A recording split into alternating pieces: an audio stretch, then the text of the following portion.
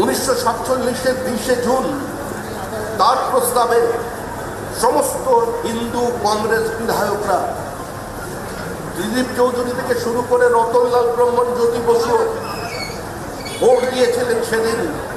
আর বাইরে বেরিয়ে এসে বলেছিলেন বাংলা ভাগ করল কে, শ্যামাপ্রসাদ আবার কে।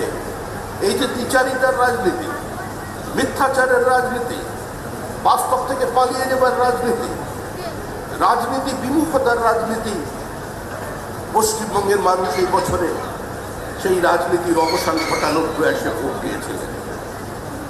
আমাদের দীর্ঘ পথ চলতে চলতে শ্যামাপ্রসাদ মুখার্জির জনসংখ্যকে তার হত্যার পর কার্যত গান পয়েন্টে জনসংঘের এমএলএ এমপিদের কংগ্রেসে যোগদান করাতে বাধ্য করা হয়েছিল।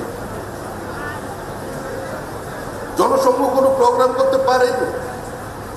শ্যামাপ্রসাদের মৃতদেহ যেদিন কলকাতায় আসে অধিক রাতে, সেদিন পশ্চিমবঙ্গের মানুষকে কোনো রাজনৈতিক বার্তা দিতে হয়নি, ভারতীয় জনসংঘের পক্ষ থেকে কোনো আবেদন ছিল না।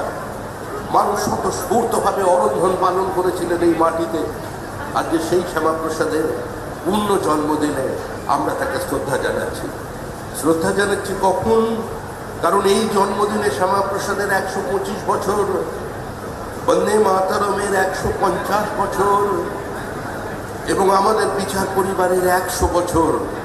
এই ঐতিহাসিক যুব সন্ধিক্ষণে শ্যামাপ্রসাদের মাটিতে শ্যামাপ্রসাদের সরকার তৈরি হয়েছে।